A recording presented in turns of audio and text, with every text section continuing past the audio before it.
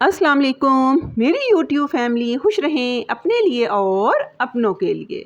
जी friends, जैसे ही monsoon season start होता है हम हाउस वाइफ्स को अपने अनाज की फ़िक्र पड़ जाती है कि किस तरह इनको हम सुंडियों, चूंटियों और सुसरियों वगैरह से सेव करें। आज आपको आटे के बारे में एक बहुत छोटी सी इन्फॉर्मेटिव सी वीडियो देने जा रही हूँ कि किस तरह हम चूंटियों और सुंडियों सुसरियों से अपने आटे को काफ़ी टाइम तक सेव कर सकते हैं। स्टार्ट करते हैं। बिस्मिल्लाहिर्रहमानिर्रहीम।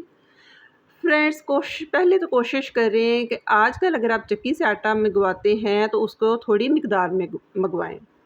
अब जिस बर्तन में हमने आटे को रखना था उसको धोकर अच्छी तरह मैंने कर लिया ड्राई। ड्राई होना इसका बहुत ज़रूरी है, क्योंकि अगर पानी रह गया तो आटे के ख़राब होने के चांस ज़्यादा होंगे।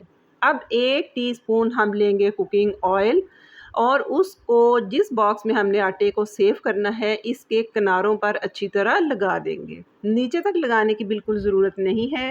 किनारों पे लगाने से ये होगा कि ये एक तरह का बन जाएगा बैरियर जो चींटियों वगैरह को अंदर आने नहीं देगा। नीचे मैंने एक पॉलीथीन शॉपर रख दिया ताकि नीचे से भी कोई नमी वगैरह ना आए। अब हम इस सारे 5 किलो आटे को अपनी इस बाल्टी में डालकर रख देंगे।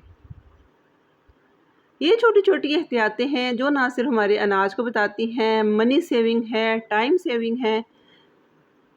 ये देखें, मैंने इसमें सारा आटा डाल दिया। अब इसको बराबर करने के बाद अपने हाथ की मदद से एक लेयर और हम इस कुकिंग ऑयल की लगा देंगे।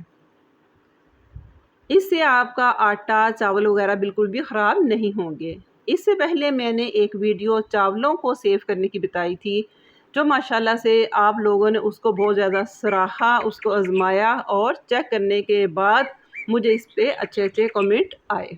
अगर आपको मेरी वो वीडियो चाहिए तो मैं उसका लिंक डाल दूँगी। अब ऊपर से इसका लिड टाइट कर दें। लें जी, आपका आटा काफ़ी अर्से तक महफूज़ है। Take care. अल्लाह हाफ़िज़।